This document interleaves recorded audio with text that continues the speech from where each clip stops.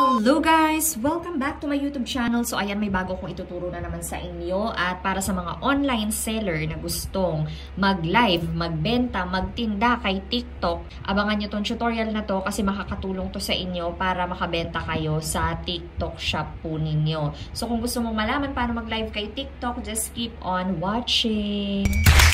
So, ayun na nga, oo. So, hindi na tayo magpapakita ng fest-fest kasi ang importante ay makita ninyo ang mga kaganapan dito sa cellphone natin. Opo, basag-basag ang cellphone ko.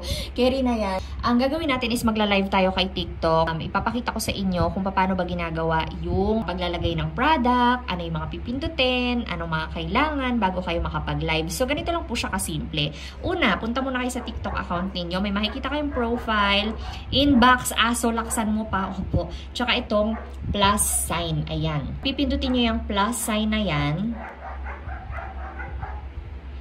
Ayan. So, pagkapindot ninyo ng plus sign, guys, may lalabas dyan na live. So, dito, guys, meron dyang option, camera, story, and live. So, ito pipindutin nyo yung live. Ayan.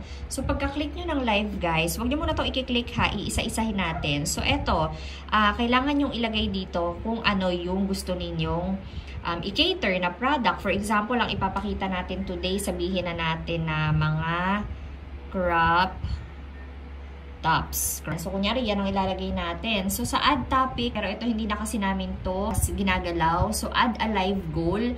So, dito sa add a live goal, so pwede mo i-describe yung live goal mo. Pwede kang humingi ng mga coins sa kanila or in short yung mga gifts kasi may katumbas na pera yung mga gifts na yan. Normally, ginagamit to ng mga streamer, opo. Pero tayong mga online seller, hindi masyado natin ginagamit kasi to. Kasi ito is mainly for the streamer kasi dun sila kumikita ng pera pag may send sa kanila ng gifts. Ayun. So, eto, dito naman tayo. Kung makapapansin nyo dito guys, meron nakalagay dyang flip, which is yung camera lang naman yan. Kung gusto nyong nakaharap sa inyo, click nyo lang yung flip. Yung enhance is itong filter. Ayan, so kung gusto nyo bang may filter yung mata nyo, yung mukha nyo, ayan. Pero kami hindi na kami gumagamit niyan. So yung effects, ayan, filter pa rin to technically. Halimbawa, ito, gusto mong gumamit ng filter na yan, or para gusto mo maging Koreana ka, gumanda ka, ayan, gumamit ka ng filter. Ayan, or yung effects. So, dito naman sa settings, guys, wala naman kaming new admin setting available. You can now mute viewers temporarily, add moderators, and add more keywords to filter out before you go live. Okay. So, dito kasi, pwede kayong mag-filter dyan ng mga words. Pwede kayong mag-set ng moderators. Ayan. Live gift balance. Ayan. So, ranking, comment setting. Ayan. Pwede nyo ditong iset yan. Kung halimbawa, meron kayong mga bashers o kaya yung mga nagmumura or mga galit, ayan. So, for example, yung mga ibablock na keyword, halimbawa yung mga mura, syempre yung mga PI, MMM, o yan. So, pwede kayo maglagay dyan, block keywords. So, ito naman is pag i-share nyo yung live nyo, ayan, yan sa baba, i-click nyo lang yan kapag ka naka-live na kayo, syempre. So, dito sa live center, parang ano lang to, mga live academy para matuto kayo paano mag-live, ano yung proper position ng camera, ano yung mga dapat nyong gawin para engaging yung live nyo, yon. So, dito kayo pumunta sa live center para matuto pa rin kayo. Panoorin nyo yung mga short videos dyan. So, dito naman sa products, eto na. Dito mo i-cater ngayon yung mga products na ipapakita mo sa live mo. So, pindutin nyo lang yung products. Ayan. So, doon sa products, guys, ayan, nakikita nyo naman, meron dyan nakalagay na add product. So, click nyo lang yung add products. Tapos, magla-live tayo. Click nyo halimbawa itong isa. Halimbawa yan. Add nyo. Ito yung mga products na nakalagay dun sa affiliate shop nyo or dun sa mismong shop nyo. Kung kayo ay seller at meron kayong on-hand, ayan, pwede kayo mag-add. Even yung affiliate products ninyo, pwede ninyo ditong i-add. So, add natin yan. Halimbawa, ito, pakita ko sa inyo. Itong mga bags kasi, affiliate ko lang yan. So, pwede ko pa rin yung i-add. Ayan. So, basta nakataad yan dun sa basket ko or dun sa affiliate products ko, pwede ko siyang i-add during my live. Ayun. So, yan yung mga mag-show up pag nag-live ako. Pag okay ka na, nalagay mo na yung mga gusto mong i-add na product dyan sa basket mo or sa yellow bag mo, mamaya, pag nag-live ka, edi exit ka na. Click mo na yung exit sa taas or yung arrow na maliit. So, ayan na. So, meron ka ng products dyan.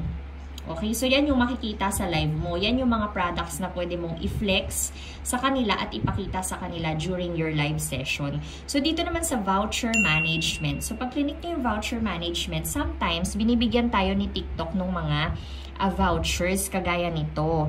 Voucher, no task. Ayan, 5% off on orders over 299 pesos. So dito guys, pwede ka mag-set ng task. Ibig sabihin, bago nila makuha yung voucher na 5 pesos, it's either no task, hindi mo na sila bibigyan ng task, or pwede silang mag-watch ng live for 5 minutes, say for example, ayan, para makuha nila yung 5 pesos na voucher. Just click mo yung distribute voucher now.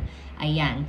Complete the task, watch live 5 minutes. Okay, so distribute. Okay. Okay na, active na siya. Exit ka na dyan sa voucher, and then, exit ka na rin dito sa product. So, tap mo lang yung screen para maka-exit ka dyan. Tapos, meron namang nakalagay dito, promote, which is di-discuss ko sa susunod na video natin kasi ibang video naman tong si promote. Tapos, itong poll, anong gusto nyong makita next? O, halimbawa ito. So, magkikreate tayo ng poll. Tapos, nakalagay dito, pull over, coords or coordinates. Ayan. Yung duration ng poll, pwede siyang 10 minutes, 5 minutes, or manual, custom. So, depende sa inyo. So, 5 minutes lang yun sa atin. Ayan. Okay, so pero hindi kami nagpapapol ha. Parang minsan lang ata kami nagpaganto. Ayan, so exit mo na yan. Huwag nyo na pansinin tong mobile gaming at saka tong live studio. Pansinin nyo lang yung device camera. Ayan. So yan na guys, pwede nyo na-click nyo na yung products ninyo. Pwede na kayong mag-go live. Ayan, in 1, boom. Ayan, so live na si Wear and Style. Ayan, so eto yung shop. Ayan, nakalagay yung shop nyo dyan. At ito yung mga pwede ninyong ipin. So, for example, guys, tutorial lang to ha. Para sa mga manunood, tutorial lang po ito. So, ito, ayan. So, ayan, meron tayong shop dito sa baba. Hello, tutorial lang po ito. Ayan, so meron tayong shop dyan sa baba. So, i-click nyo yung shop na yan. And then, ipipin nyo lang yung mga gusto yung product. For example, ito, click nyo lang yung pin. Lalabas na siya doon sa yellow basket po ninyo. In-end ko yung live guys kasi baka magkaroon ako ng violation kay TikTok. Kasi pag nagla-live tayo, hindi pwedeng walang interaction doon sa mga viewers natin. Kailangan kita yung face nyo, kailangan or kaya gumagalaw, or kaya may ginagawa, or kaya may mga movements. Hindi pwede nakahayaan nyo lang yung live nyo na nakatambay dyan. Dapat may interaction kayo with the viewers. Opo. Kasi pag wala kayong interaction sa viewers, malaki yung chances na mababan yung live nyo, hindi kayo makakapag-live, ganon. Tapos wag din kayong maninigarilyo. Ayan, dapat walang usok na makikita si TikTok sa live ninyo, kaya bawal yung mga vape.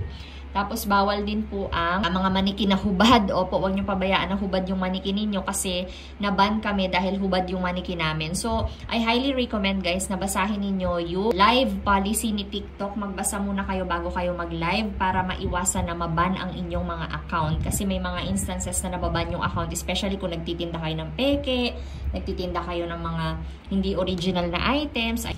Tapos, ayan na, the live has ended. Dito na kayo ma-route pag tinurn off nyo na yung live ninyo. May kita nyo yung history kung ilan yung live viewers ninyo, ilan yung diamonds, ilan yung mga nag-send ng gift, ilan yung new followers, tas ilan yung nabenta, ayun. So, yan yung mga top viewers, lalabas din dyan. And also, meron pang replay. Ayan, so pwede nyo makita yung replay. Click nyo lang yan. Tapos, may kita nyo yung replay ninyo. Ayan, so ito yung ginawa natin ngayon. Yun, so in progress pa siya, hindi ko pa siya mabubuksan, hindi ko pa makikita or mapapanood yung replay ko kasi kakatapos lang natin ng live. Tapos ito yung mga replay namin, ng live namin ng mga nakaraang araw. Ayun. So live kami. So tingnan natin yung kagabi. For example, ito. Nag-live yung dalawa kong angels. Ayan. So nare-replay natin yung ating live. So ito yung live nila nung isang araw. Kailan pa ba to? Tapos yun. Ayan, so yan yung mga history ng live namin. So yun lang guys, yan lang for today's video. At kung meron kayong mga questions, comments, suggestion dyan, ano pa yung mga gusto ninyong makita sa pagla-live kay TikTok or sa pagbebenta kay TikTok, mag-comment lang kayo dyan sa ating comment section down below. And don't forget to click on subscribe button. Thank you so much for watching and see you on my next video. Oh, bye!